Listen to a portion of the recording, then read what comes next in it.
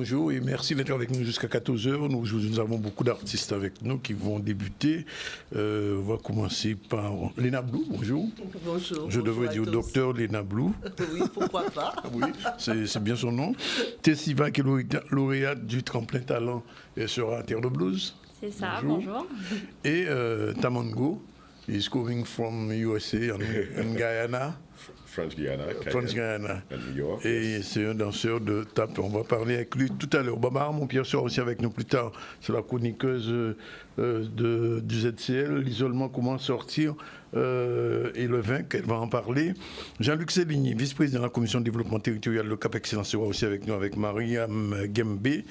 Et on va terminer avec le pianiste Thomas Jasminski, puisqu'il fait un classical jazz quartet pour Chevalier de Saint-Georges, et puis Magali Marcin, comme tous les mardis, chroniqueuse sur le numérique. Voilà un petit peu la liste de nos invités. Ils sont intéressants, nombreux, sont des artistes pour la plupart. Les infos, c'est Imagnos, bonjour. Bonjour Danick, bonjour à tous. Aujourd'hui, au niveau de l'actualité, on va parler des impôts, puisque la saison a commencé et un atelier pour les jeunes a été mis en place pour leur permettre de bien déclarer leurs revenus en ligne. On reviendra aussi sur le dispositif Papi et Mamie Trafic, donc avec la ville de Bémao, où les papis et mamies participent à la sécurité routière désormais.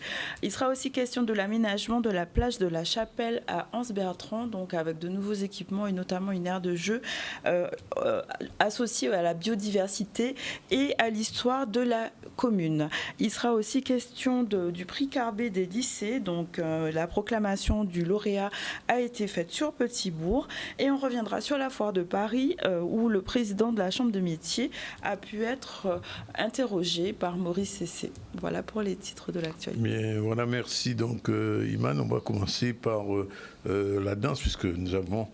C'est la seule doctoresse en danse qu'on a en Guadeloupe. Hein.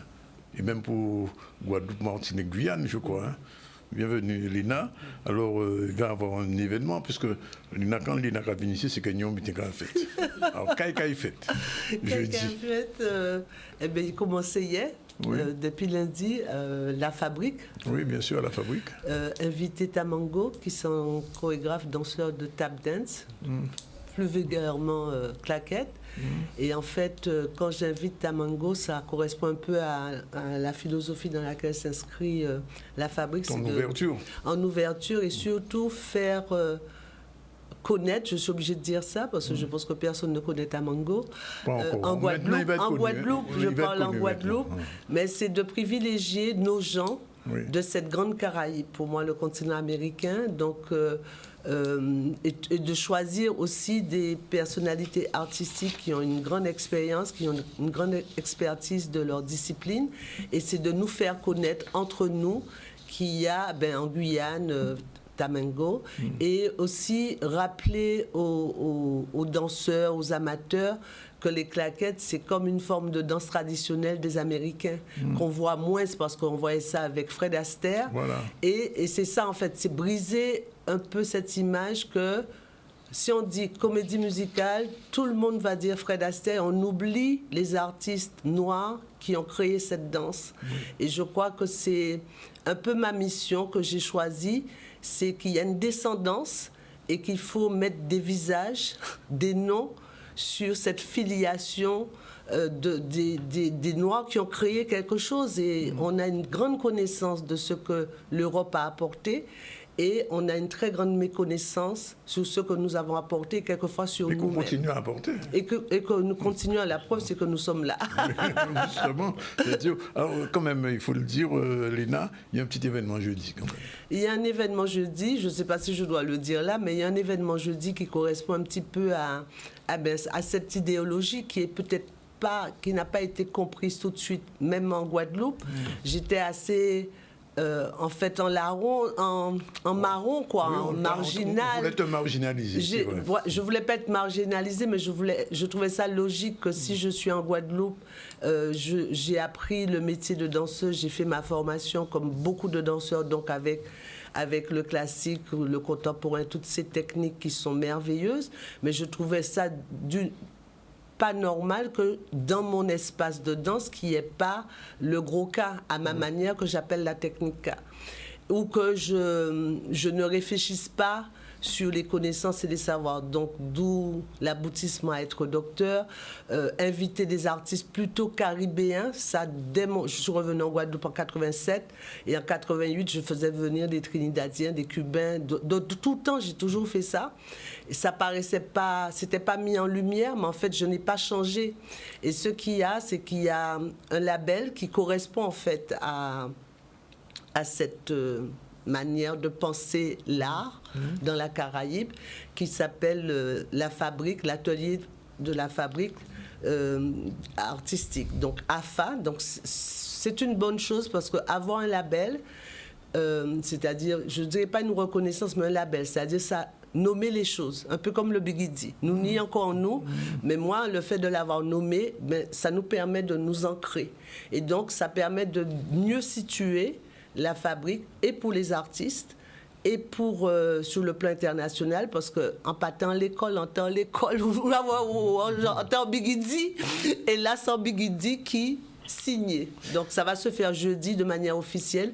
C'est une reconnaissance du ministère de la Culture qui reconnaît que ce travail que je fais, cette philosophie, je veux vraiment parler de philosophie, a du sens pour le monde d'aujourd'hui aussi, hein, pour répondre aux enjeux à la fois politique, artistique, intellectuel, que cette grande Caraïbe a sa place et c'est une légitimité. Et moi, c'est ma petite pierre à l'édifice au nom de la fabrique. Donc, j'avoue que je suis extrêmement touchée et reconnaissante. Et surtout, quand les choses sont bien, c'est la réaction de mon peuple. Parce que vous la connaissez pas.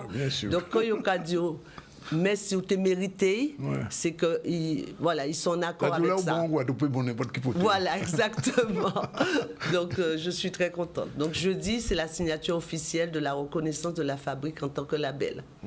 En tant que label de Centre caribéen de recherche chorégraphique. Parce qu'il faut dire aussi, avant de donner la parole à Tamango, que tu as beaucoup exporté aussi la danse guadeloupéenne. Qui pays où pas aller?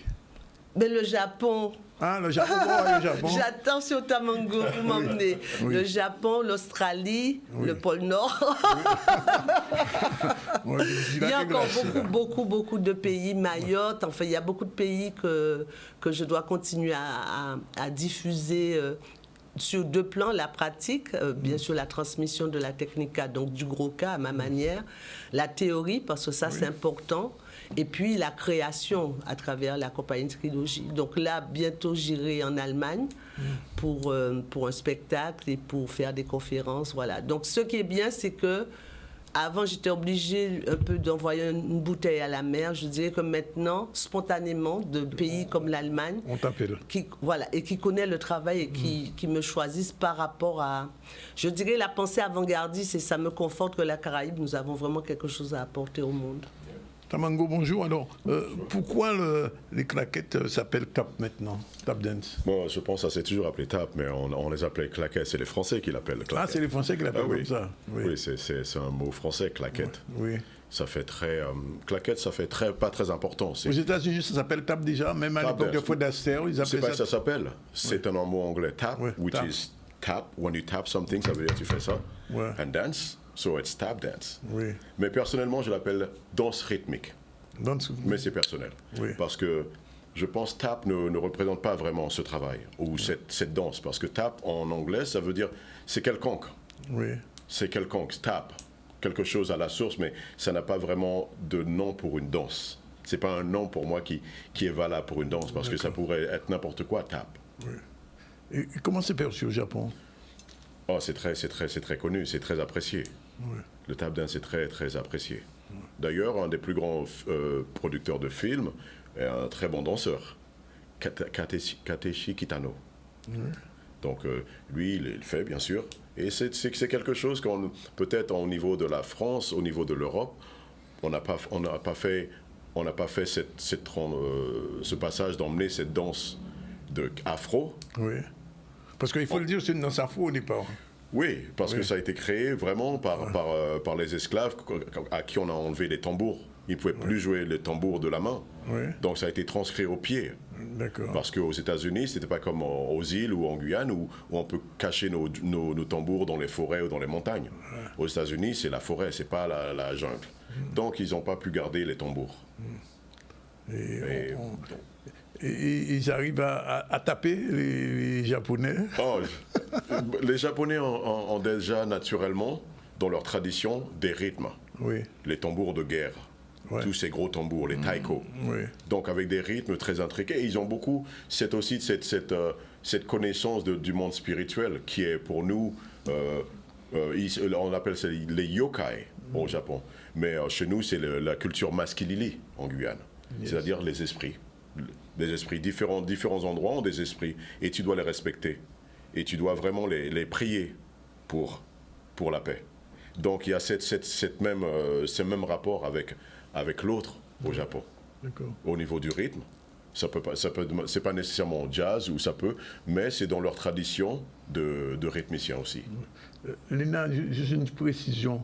Dans nos danses guadeloupéennes, on trouve quand même des petites formes de tape quand même. Mais là pour moi, en tant que danseuse, c'est la première fois que je m'initie au tap dance, dit claquette. Et en fait, quand je regarde, c'est ce qui fait le fond commun culturel, c'est toujours nos jambes. Cette filiation africaine qu'on appelle les afro-descendants, que ce soit de la Caraïbe ou des États-Unis, ce sont nos pieds et nos jambes qui dansent. Regarde le gros cas. C'est à partir du bassin jusqu'aux pieds. Donc la seule différence, c'est que nous, on a le tambour qui sonne nos pieds, et les Américains, c'est les pieds qui sonnent. Ils sont maqués danser en même temps. Parce que ils marquent en dansant. C'est le maquet et ils dansent. Et nous, on marque avec le pied et le tambour répond à notre appel. Donc moi, quand je vois ça, et même les jeunes élèves qui ont participé à la première masterclass, tout de suite, ça nous a fait titre. Il y avait une danseuse issue du monde du gros cas qui disait « mais c'est extraordinaire, c'est comme si c'était le gros cas ». Mais ce qui est intéressant pour moi de faire venir Tamango, c'est que souvent par rapport à nos pratiques dites traditionnelles, on pense que c'est facile à faire. Donc nous pas besoin faire, nous pas besoin apprendre. Voilà. Et là, on voit, en fait, c'est qu'on s'en passe à danser encore. Vous comprenez qu'en parcours là, ça m'oblige à avoir un autre rapport au rythme, alors que gros cas là, c'est en low rythme. Et là, on rêve une continue. Et en fait, c'est donner cette technicité, cette virtuosité à nos pratiques de corps noirs qui dansons. On aime trop le mettre un peu comme Léopold de Sédar-Senghor, du genre c'est l'émotion. Il a raison. Voilà, tu vois. Voilà, ça s'arrête à l'émotion, donc un côté instinctif, primitif, sensualité. Et même nous parlons de nos danses souvent comme ça. Et là, faire venir Tamango et bien d'autres encore, parce qu'il va y avoir le Laronde en juillet, c'est rappeler à nous-mêmes que nos pratiques dites traditionnelles, folkloriques, sont extrêmement riches à tout niveau, quoi. Pas seulement pour la beauté des costumes et que voilà, ça rappelle une tradition. Un dernier mot, Tamango, avant de venir par la Tassiba. Est-ce que ce que faisait Michael Jackson, il s'est un petit peu inspiré de ça? Oui, absolument, absolument. Michael Jackson, comme tant d'autres, puisque... James Brown aussi. Oh, James Brown, tous. Prince, James Brown, Michael Jackson et tous les futurs. On reprend toujours vers la tradition. Donc la tradition, c'est toujours le tap dance. On finit toujours par y arriver. Même les Supremes ou tous les grands danseurs, les groupes de l'époque des années 60, quand ils dansent, quand ils font toute leur chorégraphie, mais ces chorégraphies ont été faites par des tap dancers qui travaillent avec la Motown pour leur apprendre à bouger rythmiquement avec les pas quand ils font différents chants très connus. Vous avez dansé ou écouté, ça c'est sûr. Mais donc ils avaient le style, ils se tenaient avec et ils bougeaient tous ensemble et ils faisaient le style posé et ils tournaient et il y avait les chanteurs à l'avant. Ça c'était vraiment des chorégraphies de tap dancers qui leur montraient comment garder le tempo. Marquer le tempo. Il n'y a que les tap dancers qui peuvent vraiment te donner ce tempo parce que tu vas l'entendre. Il va te montrer comment ton corps doit bouger pour qu'il arrive à rentrer dans cette cadence qui est beaucoup plus importante. qu'il faut faire effectivement pour voir un peu le mix, un peu ce que ça va donner. Il connaît. Ah, d'accord. Oui, je connais. J'ai travaillé avec beaucoup de Guadeloupéens ici, quand même. Oui, bien sûr. Il a fait venir des danseurs guadeloupéens. Mes premiers danseurs, d'ailleurs, quand je cherchais Léna, oui. Je ne l'ai pas trouvée parce qu'elle était occupée, ou donc j'ai pris quelqu'un d'autre. Oui. Parce qu'il me fallait ce danseur ou cette danseuse, mais Léna n'était pas là. Et j'ai trouvé 2 autres musiciens. Claude Cavé, vous connaissez Claude, oui, batteur, Claude, oui, bien Éric sûr. Duncan, le batteur. Oui, ok. Voilà, et comment il s'appelle Jean-Claude Bardu, le danseur. Ouais. Donc j'ai fait ce spectacle aux États-Unis, présenté au centre artistique de Baryshnikov, qui m'a invité pour le créer. By Modilo, c'était le nom du spectacle.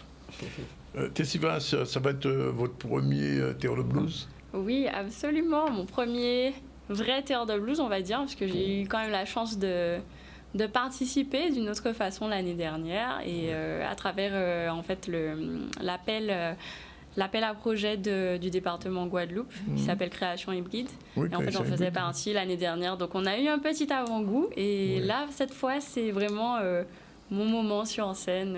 Et alors, comment le show va être présenté? Alors, on va vraiment vous présenter des différentes facettes de moi. On a très peu de temps, donc on essaye de faire court, impactant. Et c'est très intéressant tout ce que vous dites parce que je retrouve énormément de connexions. Par exemple, quand vous parlez de tap dance ou de danse rythmique, du coup. C'est vrai que moi, dans ma musique, il y a beaucoup d'influences funk, soul, jazz. Et c'est vrai qu'on travaille avec une jeune artiste chorégraphique qui s'appelle Naomi Yangadessin et pour qui la commande était justement de retrouver un petit peu ces mouvements des Supremes, etc. Pour retrouver un petit peu cette Donc le show, il y aura de la danse et de la musique. Oui, c'était la surprise, mais du coup maintenant, il y aura un petit peu de danse, beaucoup de musique. Alors c'est quand? C'est dimanche ou samedi? Samedi. C'est samedi à quelle heure? 18 à 18h30. À 18h, Terre de Blues. C'est ça. On vous verra avec plaisir. Et on sera très content de vous voir. Peut-être que notre chorégraphe du ZC là, peut-être une question à poser, Iman. Non, mais ça me fait beaucoup écho parce que moi je suis plus spécialisée en danse indienne et danse orientale, on va dire. Et en danse orientale, on a la danse nubienne où il y a du clapping et beaucoup de rapports justement avec cette connexion, l'ancrage. Je trouve que c'est intéressant de. Alors c'est pas une vraie question, mais c'est une réflexion, voilà, que je fais. Alors quand est-ce qu'on verra Tamango? Alors, le masterclass a commencé hier, donc lundi, et fini vendredi. Donc, on invite les gens, toute personne, j'insiste, on n'est pas obligé d'être professionnel de la danse. Hier, il y avait des enfants de 9 ans, de 10 ans, de jeunes danseurs, des plus grands. Donc, comme je dis souvent, tous les corps sont acceptés, admis. Et vous pouvez venir, ça peut être juste pour une seule classe, en fonction de votre... Ou alors toute la semaine jusqu'à vendredi. Donc, c'est lundi, mardi, mercredi. Jeudi, non, puisqu'on a cette signature officielle de label. Et on finit vendredi. Donc, vraiment, je vous invite. Vous allez vraiment adorer le travail avec Tamango. À la fabrique. Et pas de show prévu encore, Tamango, en Guadeloupe? Pas pour l'instant, mais oui, bientôt. Bientôt? Bientôt, on y travaille. Comment on dit coming soon? Coming soon. Simon Djelé, oui. Oui, Simon Djelé, il est pris. Il est toujours là. Même s'il parlait, il est. Bon, alors, donc, résumé, depuis le 13, depuis hier, ça a commencé à la fabrique. À la fabrique, c'est le 18h à 20h, voilà, c'est ça, la de précision. Tamango, et ça finit vendredi de cette semaine.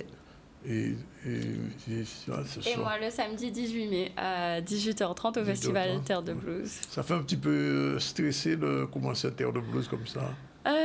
Non, alors en fait, pas encore. Je pense que le jour J, oui. Très certainement. Pour l'instant, ça va. C'est surtout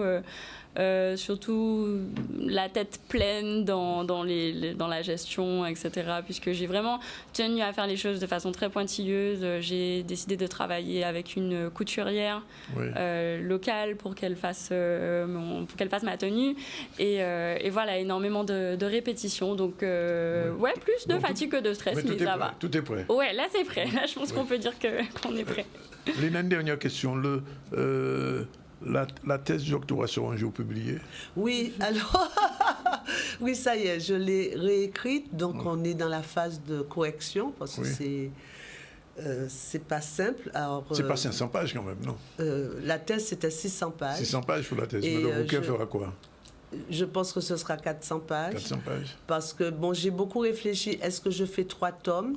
Oui. Et quand j'ai regardé la structure pour comprendre la théorie du Bigidi, parce que la thèse, c'est d'arriver à une théorie scientifique à partir de ce gros cas. Et si j'enlève une partie, les gens ne vont pas comprendre. Et donc, la réécriture, c'est surtout de réécrire pour que ce soit accessible déjà au plus grand nombre et que ce soit lyrique, artistique, poétique, pour que ce soit agréable. Donc, c'était ça l'exercice intellectuel pour moi. Parce que je me souviens il y a quelques années, à l'époque où tu t'as préparé la thèse, tu avais demandé est-ce que le Bigidi allait devenir une théorie, finalement. Une philosophie, une théorie. Oui, c'est ça. Ça y est. It's done, comme on dit. OK. Bon, merci, en tout cas. Et puis, à jeudi. À jeudi, absolument. Et on verra à samedi prochain. On revient rapidement à l'actu avec Iman. Oui, on va parler de la déclaration d'impôt, où la saison, on est en plein dedans. Il vous reste quelques jours pour le faire. Et un atelier a été mis en place au CRIJ pour pouvoir aider les jeunes à bien faire les choses et à bien déclarer leurs revenus en ligne. Il y avait justement un contrôleur des impôts qui était disponible pour répondre aux questions. On voit un reportage de Max Morel. C'est un dispositif qui permet d'accompagner les jeunes pour leur déclaration d'impôt. On sait que c'est un véritable casse-tête pour les jeunes. Ils ont toujours peur pour la première déclaration, même lorsqu'ils ont fait la première déclaration. C'est aussi important pour les parents qui veulent faire qui veulent détacher leurs jeunes sur leurs impôts. Donc pour nous, c'est important parce que chaque année, c'est une opération qu'on reconduit pour permettre aux jeunes d'être tranquilles et aussi aux parents d'être tranquilles. Il y en a qui ont des difficultés, qui n'ont peut-être pas le matériel qu'il faut. Le service de la CRIJ met à leur disposition des ordinateurs, donc au moins ils peuvent faire les déclarations en ligne et je les aide du mieux que je peux. Il y a quelqu'un de la DRFIP qui est présente, c'est la deuxième date aujourd'hui. On a une première date déjà, c'est la deuxième date. Et il y a quelqu'un de la DRFIP qui est présent pour justement accompagner et donner les bonnes informations pour ces personnes qui sont en quête justement d'informations et de la bonne information justement. Ils viennent avec les documents qu'ils ont, ils m'exposent un petit peu leur situation et en fonction des éléments qu'ils m'apportent, je vois si effectivement je peux créer les comptes fiscaux pour eux de façon à ce qu'ils puissent faire leur déclaration en ligne.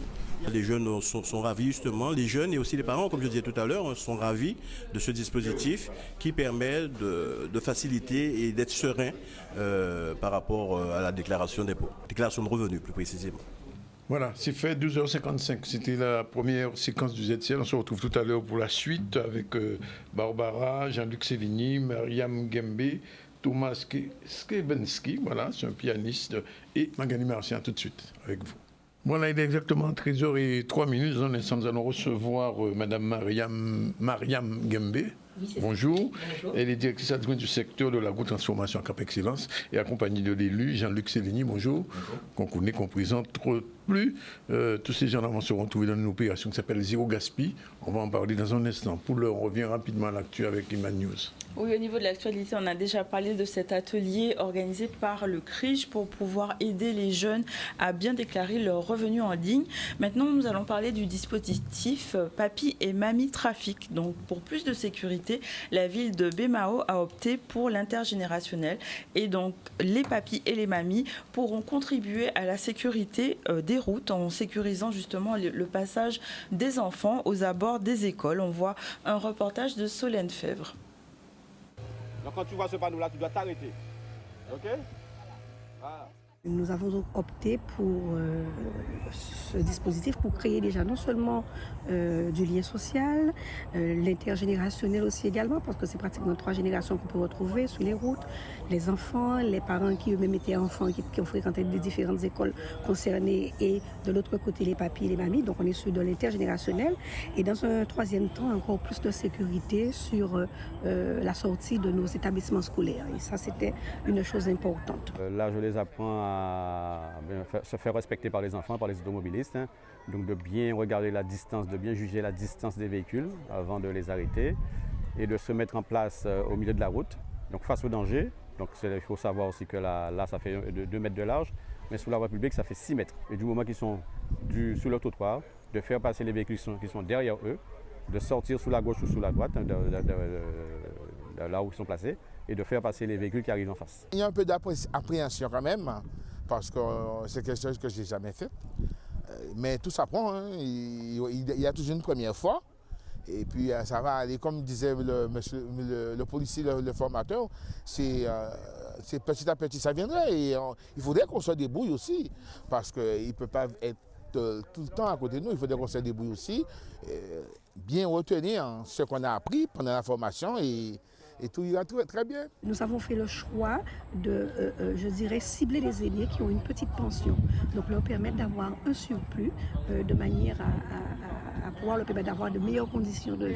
Et vous l'avez entendu tout à l'heure, il y en a au début, ils ont pensé que c'était du bénévolat. Donc ils sont fort heureux de savoir qu'il y a une petite pécule qui les accompagnera, qui va permettre de rehausser leur pension. Mais on sent qu'il y avait une vraie motivation de ces personnes pour répondre à la demande de la collectivité. Je suis prêt pour jeudi. Et je profite là en ce moment pour remercier la maire de Bemao et ensuite le conseil municipal d'avoir pris cette initiative qui, je pense, sera suivie par d'autres communes. Ça permet aux retraités d'être toujours en contact avec la génération, d'être toujours, d'avoir un lien intergénérationnel, et aussi ça permet d'être utile à la commune, à la vie de la commune. Nous sommes des Bémarossiens, donc il faut bien participer à la vie de la commune. Effectivement, ne pas se faire écraser par les voitures. Bon, alors, une opération particulière va se dérouler à partir de jeudi. C'est la première de ce type-là, de toute façon, auquel je participe journalistiquement, l'opération Zéro Gaspille. Jean-Luc Signy, merci d'être avec nous. Qu'est-ce que c'est exactement, cette opération? Alors, bonjour aux auditeurs de Canal 10, à la Guadeloupe entière. Opération Zéro Gaspille, avec une question centrale, agro-transformateur, comment gérer vos déchets? Eh bien, c'est mettre en relation... Il paraît qu'en Guadeloupe, on a à peu près 300 kilos de déchets par personne, c'est ça? Environ. À peu près par an? C'est ça. C'est ça? Ouais. C'est beaucoup, hein? C'est beaucoup. C'est énorme. Oui, non, mais non, pour un petit pays comme ça, bon, alors. Et donc, l'objectif, c'est de mettre en relation, en synergie, en réseau, les agro-transformateurs. Et donc, c'est vrai que c'est une opération, quelque part, qui relève de notre projet Agroparc Caraïbes Excellence, hein, qui a toujours, quelque part, pour ambition, eh bien, d'être un acteur à portée régionale, un équipement plus précisément à portée régionale, et donc contribuer d'une certaine manière à une amélioration hein, bien, des processus, et aussi dans ce secteur de l'agro-transformation durable. Et donc, c'est vrai que c'est une opération qui entend tout simplement eh bien, mettre en synergie, en contact, les agro-transformateurs pour... quelque part leur indiquer eh bien, les éléments relatifs à la réglementation hein, sur les déchets, des déchets particuliers, hein, faisant référence bien sûr à l'agro-transformation. Et donc Cap Excellence a toujours quelque part communiqué régulièrement sur l'avancée de ce projet, mais aussi a mis en place un certain nombre d'actions afin d'informer, mais aussi d'entraîner une concertation des acteurs sur ces sujets, en tout cas relatifs à ce secteur. Donc avec, bien évidemment, la collaboration d'experts. C'est un petit peu ça l'idée. Et cela aura lieu, je ne l'ai pas précisé, à Taonaba, au pôle d'accueil. Taonaba, jeudi 16, de 9h à 16h, au pôle d'accueil Taonaba, aux Abîmes. Alors, Madame Gembe, vous êtes directrice du secteur de l'agro-transformation. Quel est le lien qui existe entre le traitement des déchets et l'agro-transformation?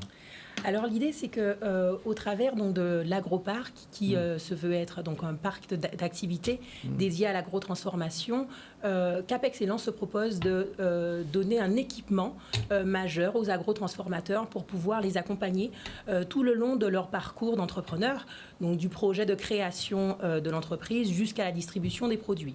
Et quand il sera en activité, cet agroparc, avec une livraison qui est prévue pour mars 2025, son activité va générer des sous-produits et des déchets.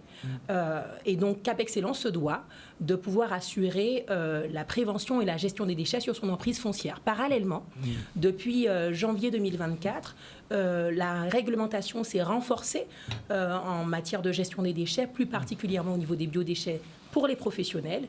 Et donc, c'est donc tout naturellement que nous nous sommes proposés d'accompagner nos agrotransformateurs pour les tenir informés de l'évolution de la réglementation, mais aussi pour montrer comment cette contrainte réglementaire a priori peut être une source de création d'emplois, d'innovation, de compétitivité et d'utilisation de la ressource locale. Ça veut dire que plus rien ne se perd? Plus rien ne se perd. L'idée, c'est ça, c'est de démontrer comment, et on va le faire de manière très concrète avec le témoignage de chefs d'entreprise qui sont déjà engagés dans cette démarche-là. L'idée, donc, c'est de démontrer qu'avec ce qu'on pourrait prendre comme des sous-produits ou des déchets, on peut créer un autre produit valorisé qui peut être, qui a tout son sens, d'autant plus que la demande des consommateurs comme des distributeurs pour les produits locaux avec un vrai engagement pour l'environnement est de plus en plus forte. Alors, est-ce que vous confirmez, enfin je pose la question, que historiquement la bagasse c'est le produit déchet qu'on a réussi à transformer réellement et en faire autre chose?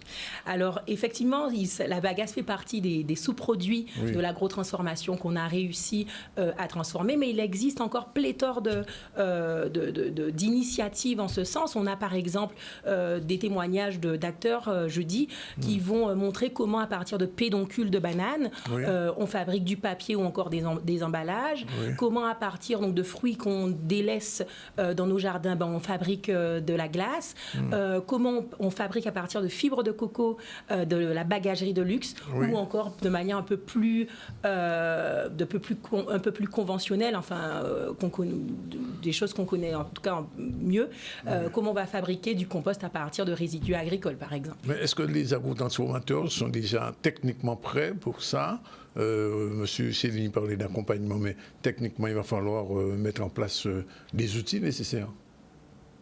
Il va falloir mettre des outils nécessaires, mais je crois que ces agrotransformateurs sont soumis à la loi, à la réglementation qui est en vigueur et n'ont pas attendu, me semble-t-il, ce séminaire, en tout cas cette conférence, cette journée. Mais néanmoins, il s'agit pour nous aussi d'apporter un certain nombre d'informations justement sur la manière dont ils pourraient s'organiser à travers aussi les expériences de celles et ceux des entreprises. Parce qu'il y a des questions, des thèmes qui sont des réflexions qui seront menées autour de ce qu'est véritablement la loi, mais également comment valoriser ces déchets, également quelles sont les entreprises spécialisées, comment aussi diminuer la quantité de déchets. Donc c'est une opportunité pour que justement ces agrotransformateurs puissent échanger avec aussi des professionnels, mais aussi les collectivités et les experts que nous avons pu avoir avec nous lors de cette journée pour justement initier ce débat et permettre de mieux comprendre quels sont les enjeux. Alors c'est vrai que le contenu, c'est 3 temps forts, à la fois une exposition permanente, mais aussi 3 conférences.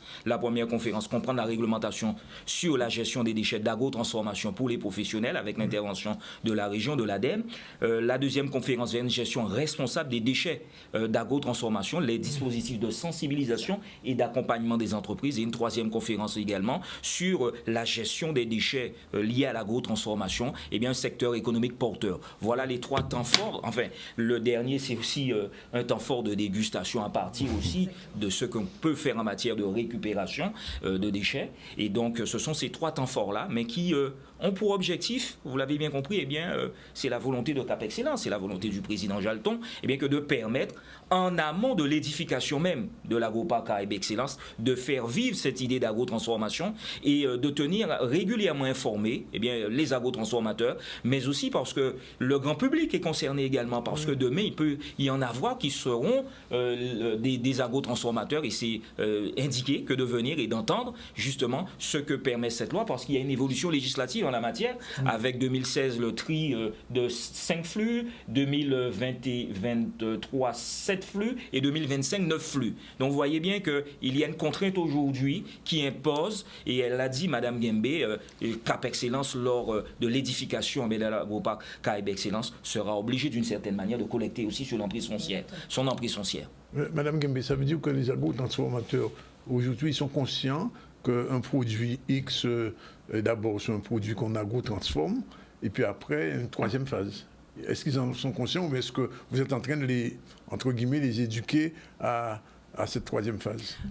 J'imagine que par troisième phase vous entendez la déchets, partie transformation des déchets, bien sûr. Alors, ils sont pleinement conscients de cette troisième phase, comme vous l'appelez, puisqu'ils sont déjà en action. Ils proposent déjà des solutions pour pouvoir traiter leurs sous-produits et leurs déchets. L'idée là, c'est qu'on puisse continuer à inspirer ces agrotransformateurs-là, tout en les mettant à jour sur la réglementation, évidemment, tout en leur montrant qu'il y a des opportunités économiques à saisir, et aussi en favorisant en tout cas le réseautage entre eux, entre les agrotransformateurs. Parce que vous avez dit tout à l'heure très rapidement que ça peut même aller jusqu'à la création de nouveaux emplois, ou de nouvelles perspectives en matière d'agrotransformation. Bon, je sais que pour les feuilles de banane, on peut faire des choses, etc. etc. Donc on verra tout ça dans l'exposition. Exactement. Donc il y aura à la fois l'exposition et alors, il y a l'exposition visible et l'exposition gustative. Oui. Alors, on en a parlé beaucoup, mais on n'a pas précisé la loi. C'est la loi du 10 février 2020 relative à la lutte contre le gaspillage et pour l'économie circulaire, la loi dite AGEC. Donc, c'est en vertu, effectivement, de cette loi que, logiquement, la conférence sera déployée sur les différentes thématiques évoquées. Alors, juste un petit peu, pas de fiction, mais enfin un petit peu de visualisation. 2025, Agropark s'ouvre. Est-ce que, j'ai envie de dire, ce qui va se passer là à Talon-Naba, c'est-à-dire la transformation, la gestion des déchets, sera aussi un secteur qui sera développé à l'intérieur de l'Agropark, ou ça c'est juste un séminaire ou juste pour la loi?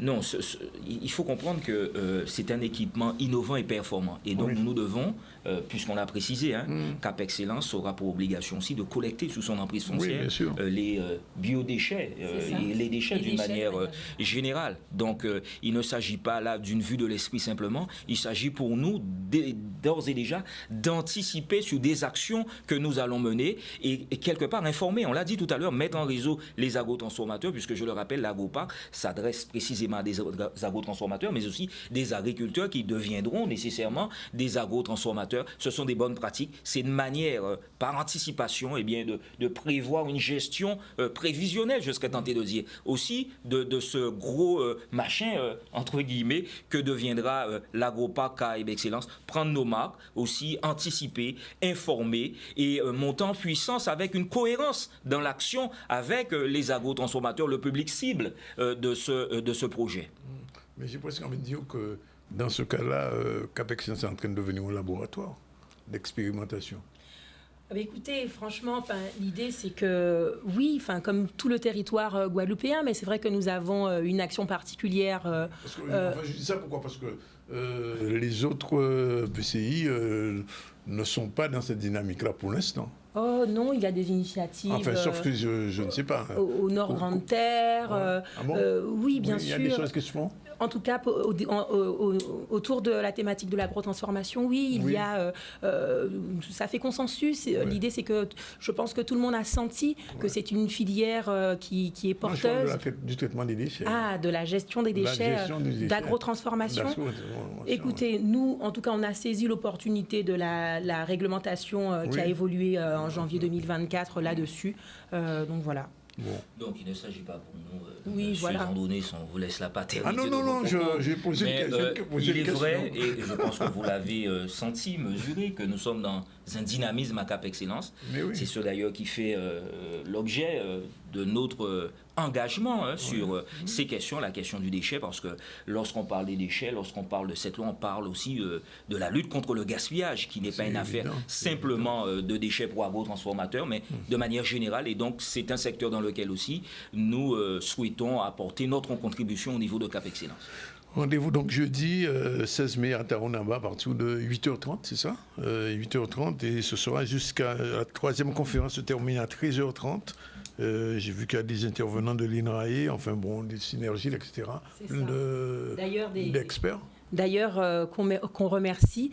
Effectivement, il y aura donc Cap Excellence sur cette manifestation est en collaboration avec différents partenaires, la région, l'ADEME, la CCI, Synergile, C2D Consulting, l'INRAE, effectivement, l'Université des Antilles et aussi des partenaires privés que sont les différentes entreprises qui vont venir démontrer leur capacité à faire de belles choses ici. C'est quand même aussi l'occasion pour moi de remercier toutes les parties prenantes. Je crois qu'il faut les citer parce qu'on voit le travail visible là aujourd'hui, lorsqu'on vient présenter, mais derrière, il y a il y a des administratifs qui travaillent, Madame Gérald Pommier, Madame Gembe ici présente. Liana et Peggy aussi. Peggy aussi, Rudy Zorobabel qui sera d'une certaine manière, qui va présenter également, qui sera animé également. Il faut les citer parce que on voit effectivement le travail quand on vient, on se présente lors de la conférence, mais derrière il y a tout un travail et bien évidemment Cap Excellence, les agents de Cap Excellence dans leur ensemble. Voilà. Bravo. En tout cas, merci d'être venu porter ces informations importantes pour le pays. Au-delà même de Cap Excellence, je dis c'est pour le pays parce que c'est important. Merci en tout cas. On revient là-dessus. Oui, au niveau de l'actualité, on va parler aménagement de la plage de Capesterre-Bello. Non, de la Chapelle, de Cap Excellence, non, de la Chapelle. Ça commence pareil, mais c'est pas pareil. Voilà. Le président donc de la région Henri Chalus et le maire d'Anse-Bertrand, Édouard Delta, ont inauguré l'aménagement de la plage de la Chapelle, un réaménagement avec de nouveaux équipements et notamment une aire de jeu consacrée à la biodiversité. On voit un reportage de Solène Fèvre. Ici, on est sur la plage de la Chapelle, qui est un site du Conservatoire du Littoral, qui couvre en réalité un peu plus de 13 hectares. Et en fait, aujourd'hui, nous inaugurons les nouveaux équipements qui ont été installés sur la plage. Donc, ils sont un peu en deux parties. D'abord, il y a eu un travail de remplacement des équipements qui étaient devenus vétustes et qui avaient subi les assauts de la mer, donc portés par la région. Et puis, nous avons saisi l'opportunité pour créer une aire de jeu spécifique pour les enfants, qui reprend des éléments de biodiversité et d'histoire dans Anse-Bertrand. Et c'est une première en Guadeloupe, mais aussi dans les Antilles françaises, d'avoir dans les espaces naturels une aire de jeu de ce type-là. Tout l'aménagement de la plage que nous avons fait, c'est un projet qui avoisine les 500 000 euros, plus de 180 000 euros du conservatoire et plus de 275 000 euros de la région de participation de la mairie et aussi de l'État. Donc c'est pour nous vraiment une grande fierté d'être ici, de livrer effectivement cette plage à la commune et à la population guadeloupéenne. Donc nous sommes sur la bonne voie dans le cadre du projet Océan. Je crois qu'il y a 11 projets pour la Guadeloupe et cela permettrait effectivement en même temps à nos touristes de pouvoir s'approprier ces plages et amener de la richesse et de l'économie dans ces communes telles qu'Anse-Bertrand. J'avais déjà vu un petit peu. En fait, ils nous avaient invités pour voir comment ça allait. Et ils n'avaient pas encore commencé le bateau et le pélican était déjà fait, mais on ne pouvait pas encore aller parce qu'il manquait le sable. Le maire a mis des jeux comme ça parce que la plage, on ne peut pas se baigner, on peut faire autre chose. Et on s'amuse dans le pélican, dans le bateau et la tortue Loulou. On va passer une bonne journée de 8h à 11h. On a vu à quel point les enfants sont contents de prendre possession des jeux qui sont là, le radeau de la méduse, le pélican, la tortue. Donc les enfants sont heureux et j'espère que les parents aussi seront heureux d'amener leurs enfants pour pratiquer ces jeux. Et en tout cas, j'invite toute la Guadeloupe entière à venir découvrir la plage de la Chapelle avec les installations qui s'y trouvent parce que c'est vital. Voilà, c'est la fin de la deuxième séquence du ZCL News. On remercie les premiers participants. On se retrouve tout à l'heure pour la suite et la fin. À tout à l'heure. Voilà, il est déjà 13h32. Barbara est là, bonjour. Bonjour Danick, bonjour à toutes et à tous. Quel plaisir de vous retrouver. Oui, moi aussi, toujours pareil. Et on va recevoir dans un instant aussi Thomas Zipanski, bonjour. Enchanté, bonjour. Pianiste qui sera là pour le Classical Jazz Quartet, c'est un spectacle symphonique et jazzy avec Chevalier de Saint-Georges, Chopin, Bach, Piazzolla, Faure, Lecuona et Chicorea. Tous les styles sont représentés. Avant, puisqu'on parle de musique, si vous voulez gagner, il y a 2 invitations à gagner aujourd'hui pour Terre de Blues. Vous faites le 05 90 96 10 10, mais répondez à une petite question très simple. Comment s'appelait Terre de Blues à l'origine? Vraiment, question vraiment basique. Et précipitez-vous sur le téléphone 96 10 10. Vous répondez, vous donnez votre nom, votre prénom, et puis après on vous dira la procédure pour retrouver, vous récupérer vos tickets. 2 tickets sont en ligne aujourd'hui, et demain on aura encore 2 autres. Bien. Alors, Barbara, bonjour, rebonjour. Et de quoi on va parler aujourd'hui? Eh bien, on va parler de l'isolement. de l'isolement. Et générique de Barbara. Et on va parler de cet isolement. Il va nous expliquer un peu comment rompre l'isolement, comment vivre dans l'isolement. Comment vaincre l'isolement. Comment vaincre l'isolement. Voilà. Bon, c'est parti.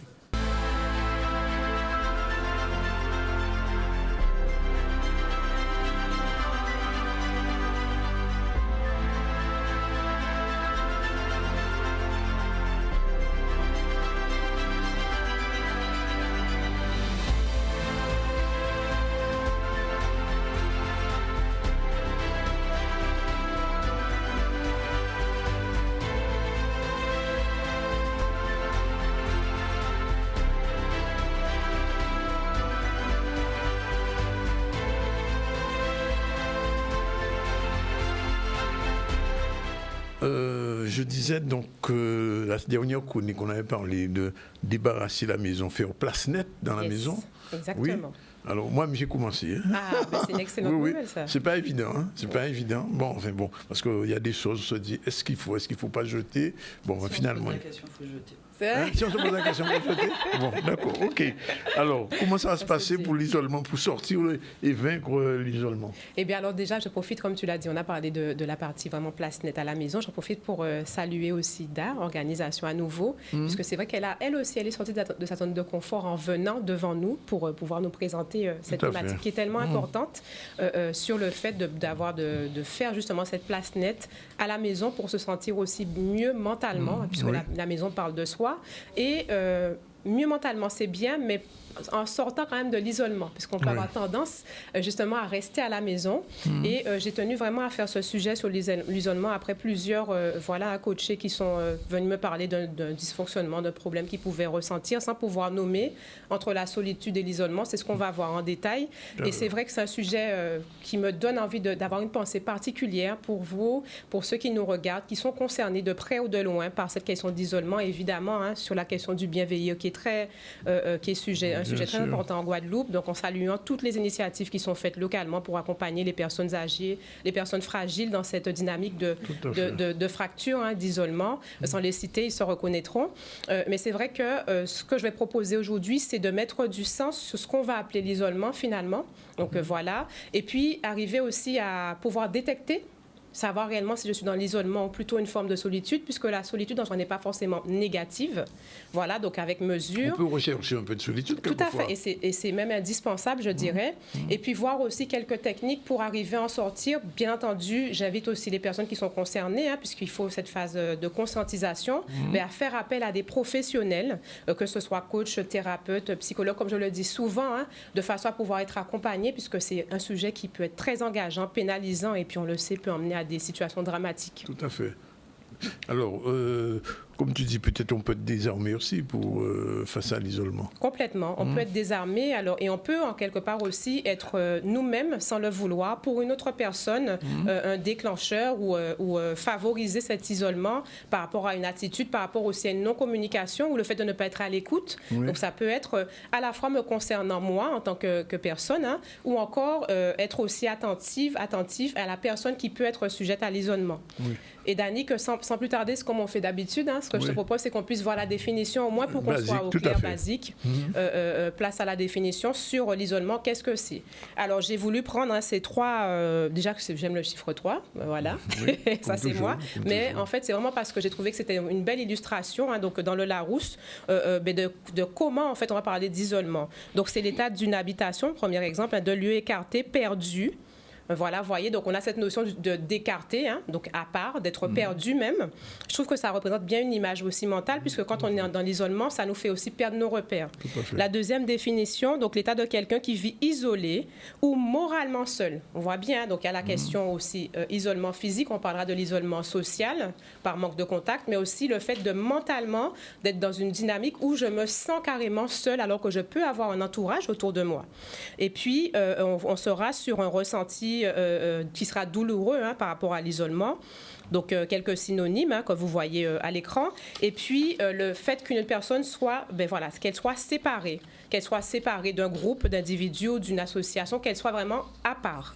Donc, on va parler d'isolement lorsque l'individu, en fait, les individus font l'expérience finalement d'un manque totale de contact avec les autres. Donc, soit parce que lui-même se met par rapport à une perception, une émotion, dans une dynamique de se refermer, ou soit parce qu'elle aura eu des échanges qui l'auront poussé à s'isoler, donc à manquer de communication. Et c'est là où ça peut devenir, comme on disait, très dramatique, nous engager émotionnellement, nous engager en termes de communication, et puis j'en passe, on va voir tout à l'heure les quelques éléments pour arriver à détecter cela. Mais encore une fois, Danick, faire vraiment la différence entre la solitude... C'est ça, justement, j'allais poser la question, est-ce qu'il y a une différence réelle? Tout à fait. Alors, c'est que la solitude va aussi intégrer la perception. La perception, la manière dont la personne va aussi s'adapter à une situation.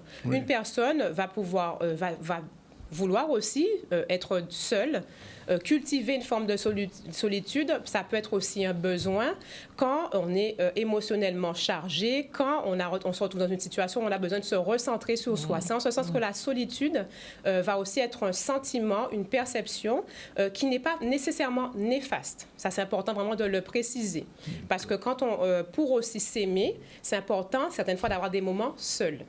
Voilà. Maintenant, l'isolement va vraiment marquer le fait aussi de se sentir seul, mais en plus de ne pas avoir de lien avec son entourage, d'être dans un état finalement où je suis complètement déconnectée. Et c'est ça que je reprends le sens de la définition.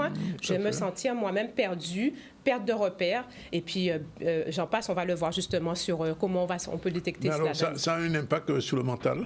Complètement. C'est-à-dire que ça va avoir... ce que je propose, c'est qu'on puisse voir en image justement comment... Alors, ce que je vais proposer aussi à vous qui regardez, à tous, c'est des questions à se poser. Voilà, c'est-à-dire des quelques repères, des questions à se poser pour voir finalement où je me situe. Voilà, déjà la première chose que je dirais en termes de repères, c'est que, je le dis souvent, les émotions vont m'alerter sur quelque chose qui ne va pas. Si j'ai un ressenti, j'ai un mal-être intérieur, mon corps parle, le corps va m'indiquer qu'il y a quelque chose qui ne va pas. C'est la première chose. Donc, évidemment, je le dirai encore et encore, s'écouter, être à l'écoute de soi. Ensuite, comment je vais pouvoir me poser les questions? Eh bien, est-ce que finalement, cette solitude, elle est marquée? Est-ce que j'ai tendance aussi à être silencieux ou silencieuse dans une situation, quand je suis en extérieur, ou même quand je suis aussi en famille? Est-ce que j'ai tendance à me refermer sur moi, être silencieux ou silencieuse. Il va y avoir, justement, ça va en découler, le fait d'éviter de se retrouver dans des situations sociales, au global, ou encore de fuir certaines situations. Donc, ça veut nécessairement dire qu'il y a quelque chose, un élément qui bloque, quelque chose qui me gêne, qui va faire que je vais avoir cette tendance, finalement, à éviter les situations où je suis en contact social. Bien entendu, je parle là aussi des personnes qui sont dans une situation de fait par rapport au fait qu'elles soient isolées, même physiquement, dans leur maison. Là, on est sur quelque chose qui est caractérisé. Tout à fait. Il va y avoir aussi une tristesse associée. Donc, on parle des émotions. Il va y avoir cette tristesse qui va se manifester. Une perte, finalement, aussi de goût à la vie, une timidité exacerbée, une hypersensibilité quand je serai en contact des autres, puisque finalement, je serai tellement coupée. Alors, est-ce que je suis finalement, c'est ça, se demander, est-ce que quand je suis au contact des autres, est-ce que je suis hypersensible? Oui. Est-ce que je suis aussi hyper émotif? Là, ça parlera justement de comment je perçois le contact avec les autres. Donc, un ensemble d'alertes, de questions que je me posais. Est-ce que j'ai ce désir plutôt de rester à la maison? Bon, c'est OK, je nettoie la maison, d'accord, je suis bien à la maison. Mais est-ce que finalement, j'ai ce désir tout le temps de rester à la maison et même plus au lit? Oui, carrément. Est-ce que j'ai une tendance à vouloir rester couché? Un manque de perte d'énergie et que j'ai envie de rien faire, en fait. Oui. Donc, cet ensemble d'éléments, questions que je peux me poser, m'aideront à me dire, voilà, il y a quand même quelque chose qui ne va pas, il y a des éléments factuels qui m'aident à me dire, là, il y a quelque chose à faire. Et quelles sont les conséquences alors? Eh bien, tu vois, donc on l'a déjà un petit peu dit, mais les conséquences, on va les voir, il y en a plusieurs, donc c'est une liste non exhaustive, mais les principales conséquences, le manque de sommeil, la perte d'appétit, on aura aussi une pique de stress. Ça aura des difficultés sur le sommeil et même au matin, me sentir stressée, me sentir angoissée au réveil, alors qu'au réveil, on est censé être au calme, au repos. On aura une charge de stress, le refermement sur soi, on le disait tout à l'heure, la perte de confiance en soi et puis d'estime aussi de soi, la perte de confiance dans ses capacités à agir au quotidien. Vous voyez le lien sur le fait de vouloir rester dans son lit, on n'a pas envie de bouger, parce que c'est un ensemble d'éléments qui influent aussi au niveau neuronal. Et puis, la problématique de la communication. communication, donc qui sera pas positive, ou encore de la non-communication. Locus, je ne parle pas. Je me renferme dans un silence. Et puis, il va aussi y avoir des tensions artérielles dans le corps. Comme on disait, le corps parle. Donc, il va y avoir des choses qui vont se manifester dans le corps. J'ai mal à la nuque, j'ai mal au dos, je ne sais pas, en fait, j'ai mon estomac qui est noué, chargé. Un ensemble de choses qui vont m'indiquer qu'il y a quelque chose qui ne va pas. Et qui vont, c'est ça les conséquences, c'est que ça va m'emmener vers de la tristesse, vers du chagrin, de la dépression, et puis plus loin, avoir même des pensées suicidaires. Tout à fait. Mais alors, la thérapeute ou la coach peut aider à sortir de ça, comment? Eh bien, la première chose, comme je disais au démarrage, c'est le fait de prendre conscience. Voilà, parce que prendre conscience, c'est d'accepter aussi. Je prends conscience et puis j'accepte la situation. C'est OK, en fait, de ne pas être bien. Oui. C'est OK de se sentir mal, on le dit, mais encore faut-il arriver à le vivre. Ça demande aussi de sortir de sa zone de confort pour accepter de se sentir mal. Pourquoi? Parce qu'avec cela, je vais pouvoir aussi identifier ce qui fait que je me sens mal. Et de cette manière-là, arriver à agir. Tu vois? Donc, pour revenir sur ce que je propose de mettre en œuvre, et les thérapeutes aussi, en fonction de leur approche, auront une dynamique, quelques conseils en images. Je parle régulièrement des 4 R, donc ça revient sur la table. Hein. Mais ça permet quoi? Eh bien, de favoriser la méditation, le lâcher-prise. Quand on dit lâcher prise, c'est que vraiment physiquement aussi, je me mettrai dans un état où je vais lâcher la pression et je vais pouvoir être plus à même de m'accepter aussi, en fait, dans mes faiblesses. Tout simplement, éviter d'être dans une culpabilisation, je vais y arriver, constante par rapport à cet état finalement d'isolement.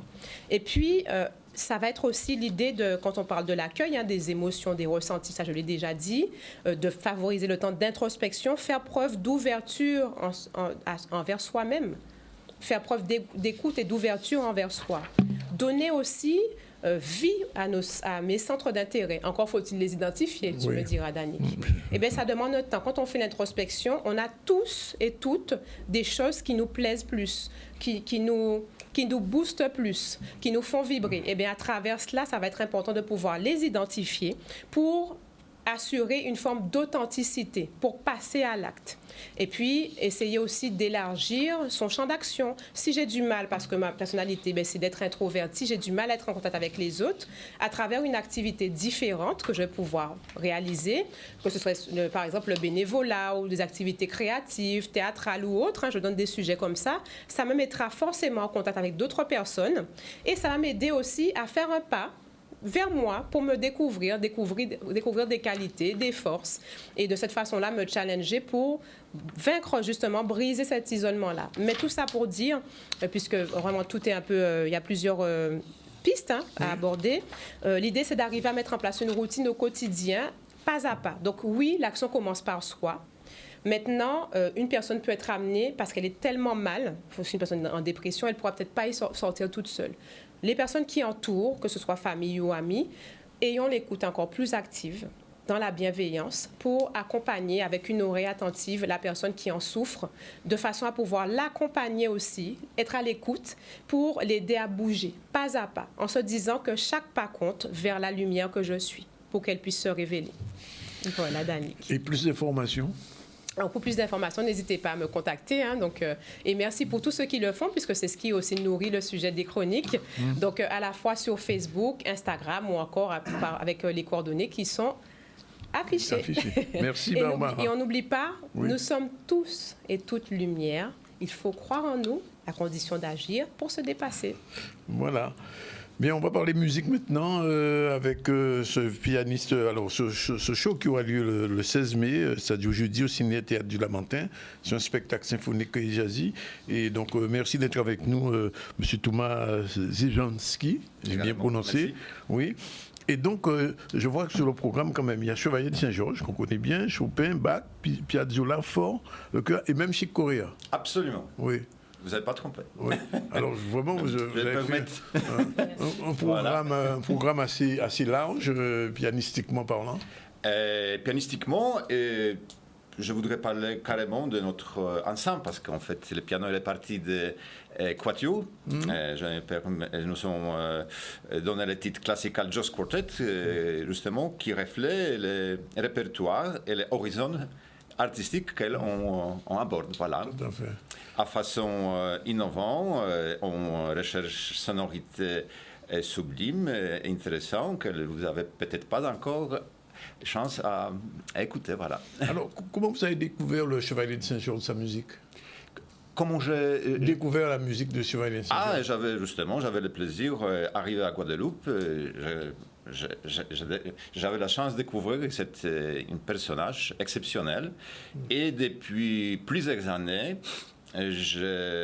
chaque fois que j'ai une occasion, fait les concerts, dans la plupart de mes concerts, et avec mes amis musiciens, on cherche justement à mettre en œuvre sa musique. Voilà, à façon différente. Même récemment, si vous permettez, nous avons organisé les grands concerts avec grand ensemble. Oui. C'était le 21 mars. Dans le cadre des festivals, avec un concert, il me semble, pour la première fois, consacré entièrement, au début jusqu'à la fin, il y avait carrément 12 heures de musique des Chevaliers Saint-Georges. Et vous passez donc de Chevalier Saint-Georges à Chopin jusqu'à Chick Corea. Exactement. Oui. En fait, le spectacle concert est prévu dans 2 tableaux. Oui. Premier tableau. Dans le premier tableau, on va rester plus classique, justement, avec Chevalier Saint-Georges, Chopin, Bach. Et dans la deuxième, on va passer plus vers Piazzolla, Chick Corea, et également, nous avons plaisir à vous proposer approche différente par rapport aux musiques classiques, parce qu'en fait, on introduit dans la musique classique éléments de jazz, et même grâce à Madame Francine Roupière, en fait, on fait association créole avec Chopin. Ça sera pour la première fois, parce qu'en fait, c'est elle qui avait plaisir d'écrire une parole parfait, super, pour la tristesse de Chopin et également pour les préludes que nous avons fait dans l'ambiance de bossa et également de salsa. Et comme ça, vous pouvez découvrir pour la première fois l'association langue créole avec Chopin. Voilà, alors je trouve que c'est très intéressant et original. C'est un one-shot, c'est un seul spectacle? C'est un seul spectacle? Écoutez, nous avons déjà demande, je ne peux pas vous préciser, par contre, normalement, il y a d'autres spectacles qui sont prévus, par contre, je n'ai pas encore les dates exactes. Vous serez informé comme première et même on va vous réserver l'invitation, comme pour cet spectacle aussi. Alors justement, vous avez proposé aux gens qui nous regardent d'avoir 2 invitations. Absolument, avec plaisir. 96 10 10, rapidement, vous appelez et si vous appelez les premiers... Ils sont là. Les 2 invitations seront là pour faire par ce pianiste de jazz et de musique classique, de musique moderne et musique créole aussi. En fait, je ne voulais pas vous interrompre, on ne peut pas oublier mes partenaires. Si vous pouvez présenter, parce que vous parlez juste de moi. Vous êtes un quatuor. Exactement, voilà. Alors, si vous permettez de préparer et présenter Perle Magali, qui chante, les voix splendides, avec une tessiture depuis alt jusqu'à soprano colorature.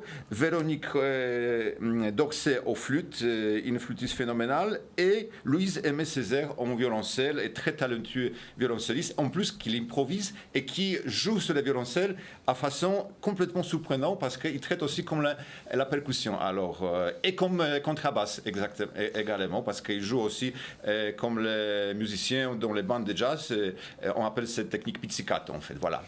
Bien, le rendez-vous est pris donc jeudi 16 mai au Ciné-Théâtre du Lamentin, 19h30, et un beau spectacle avec ce quatuor. On termine avec tout de suite la chronique du jour, c'est Magali Marcin, et c'est parti.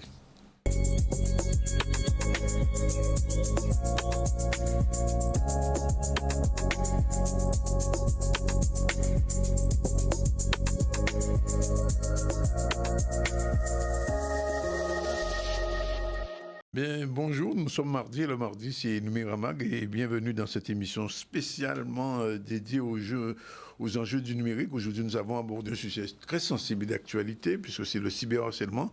Et avec nous, Magali, bonjour. Bonjour, Daniel. Merci d'être avec nous. Bonjour, téléspectateurs de Canal 10. Magali, qui est spécialiste des environnements et des technologies. Magali, pouvez-vous nous expliquer pourquoi ce sujet est important? Mais avant, on regarde le générique.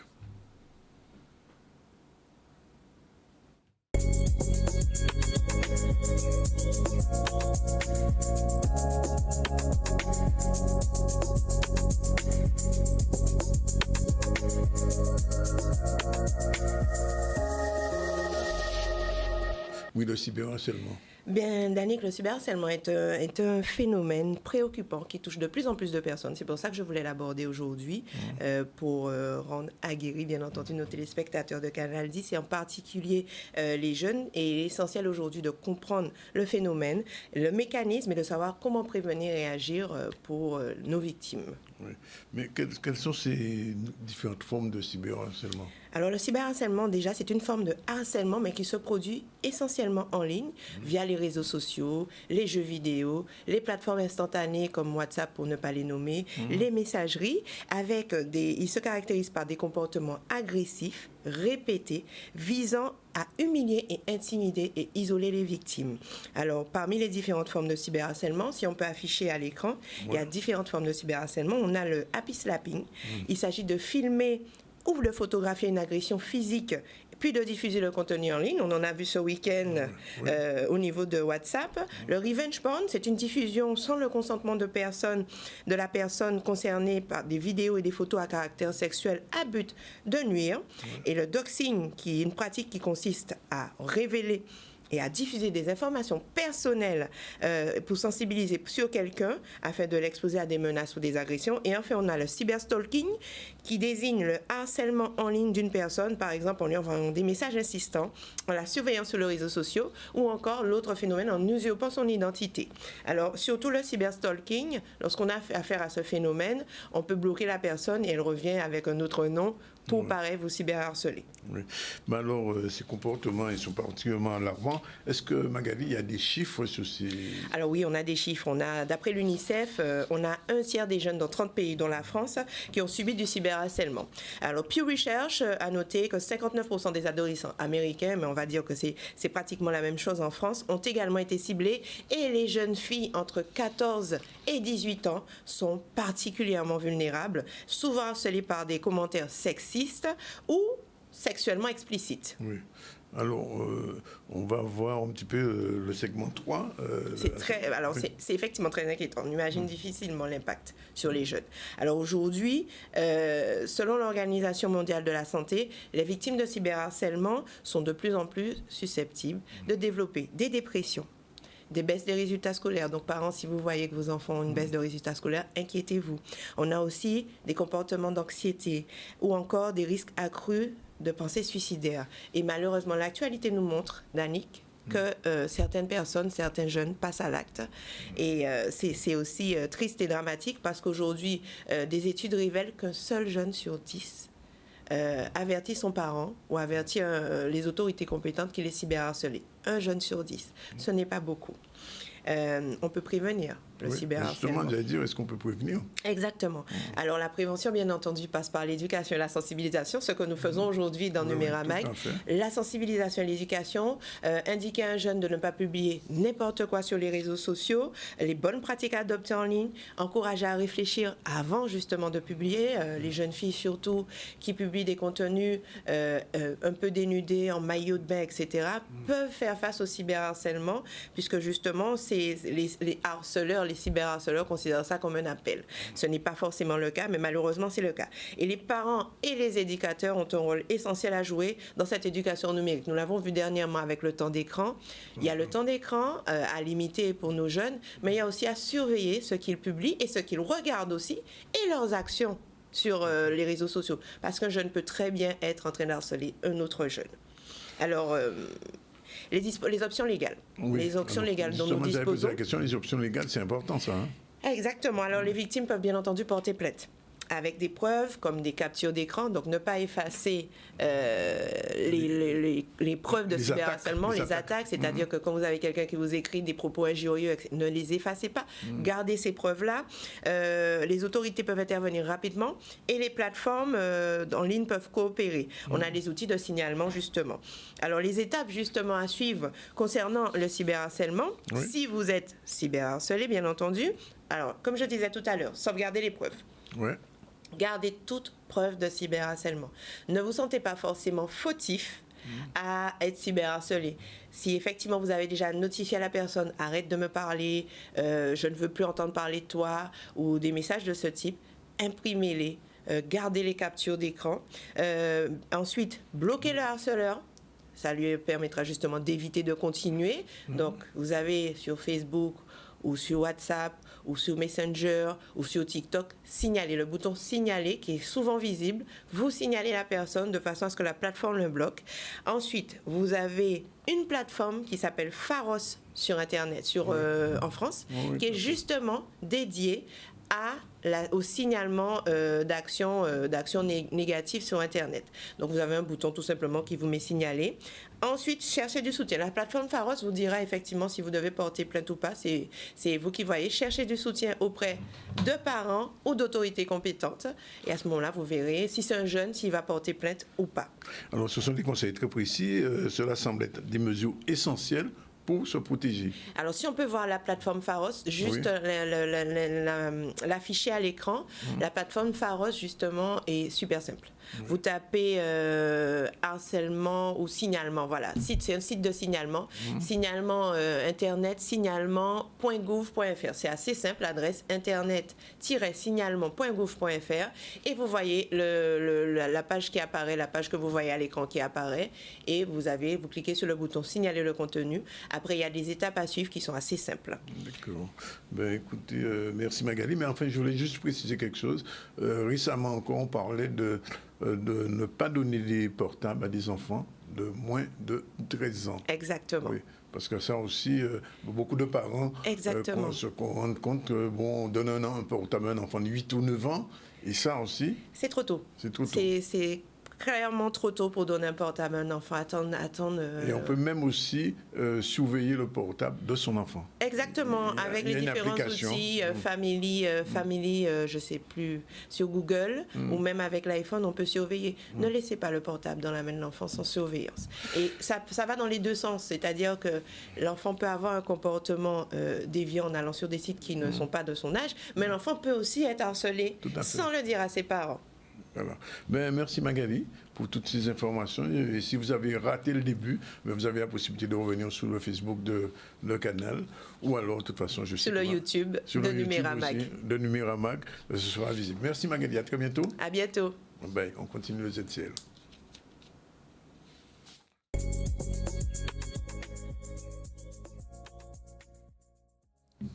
Ok, ben voilà, c'est terminé pour aujourd'hui avec un tout petit peu de retard. Je rappelle très rapidement qu'on a reçu Tamango et Lena Blue en début d'émission.